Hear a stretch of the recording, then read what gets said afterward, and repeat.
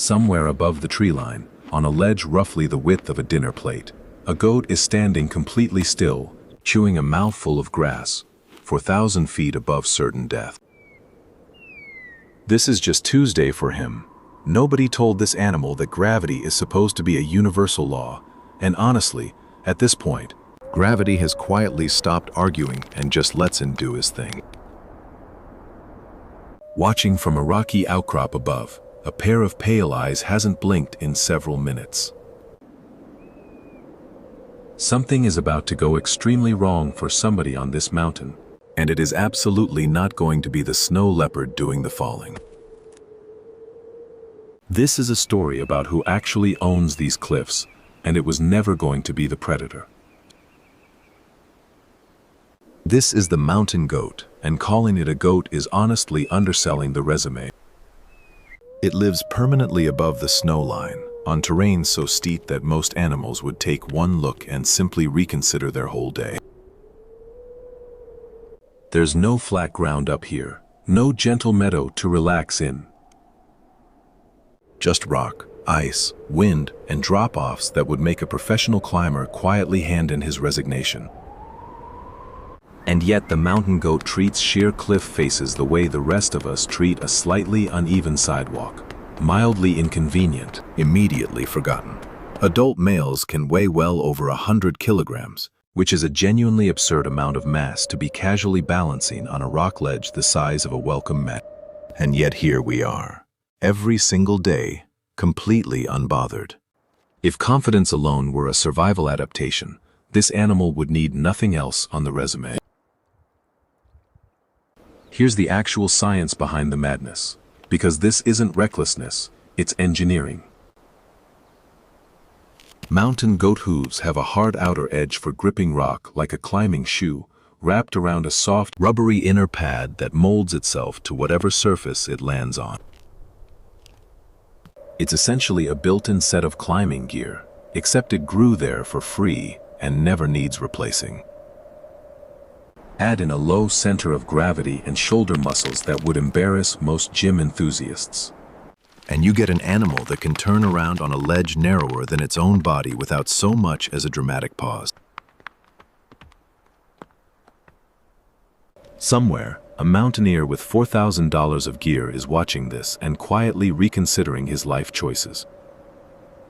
Rock climbers spend years and a small fortune training their bodies and buying specialized equipment to do a fraction of what this animal was simply born already knowing how to do, for free, without so much as a warm-up stretch.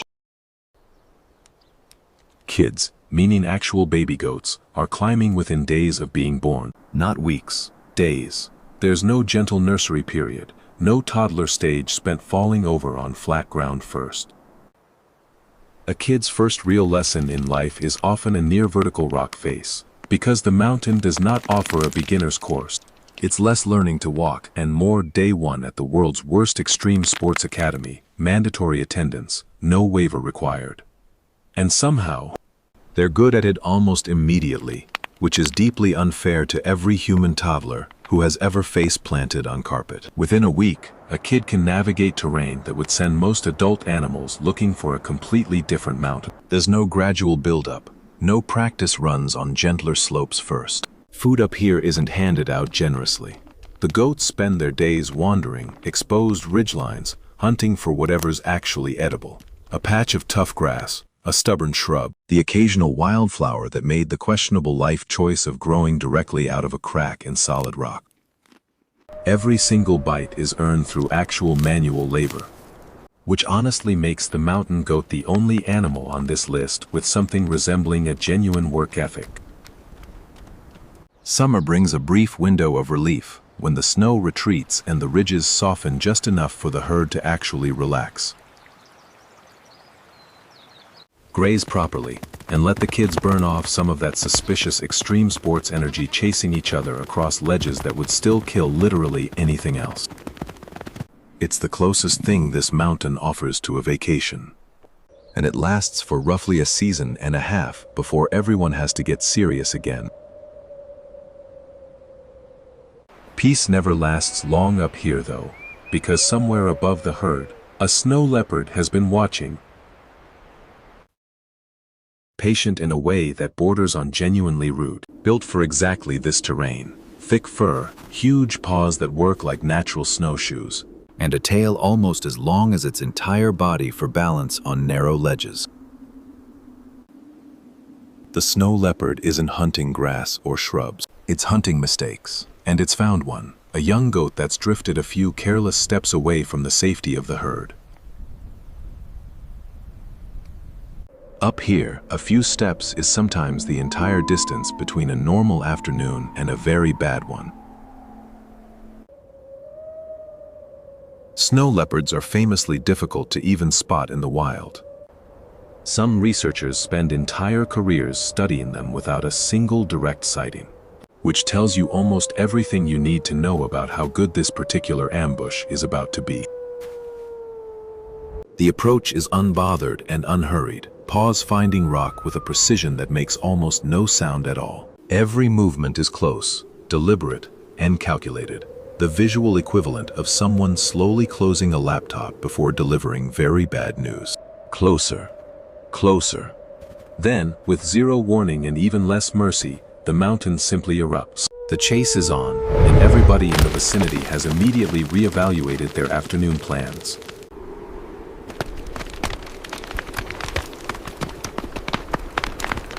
Rocks tumble, dust fills the thin mountain air. The quiet of the peaks gets replaced entirely by the specific, chaotic sound of something trying very hard not to die.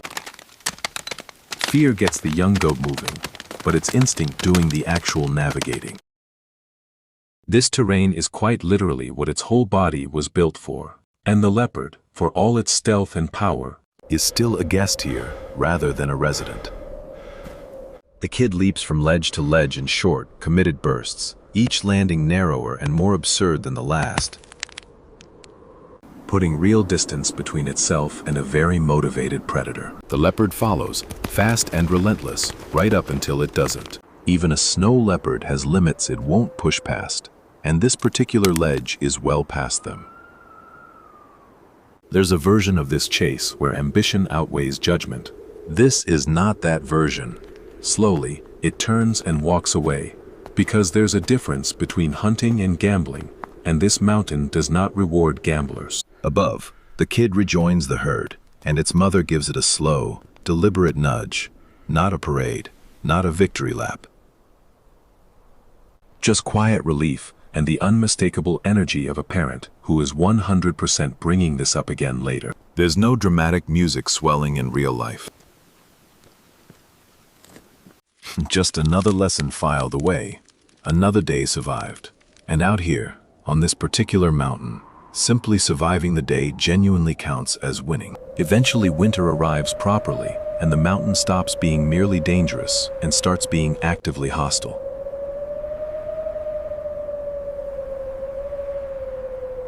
Snow buries what little food exists.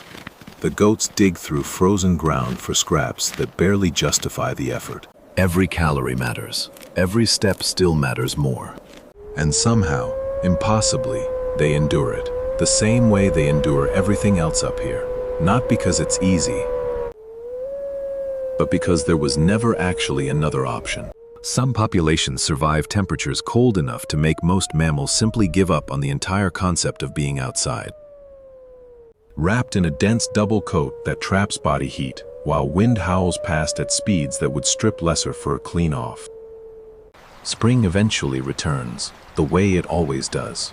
And a new set of impossibly small legs takes its first uncertain steps, onto a cliff face that's about to teach them absolutely everything.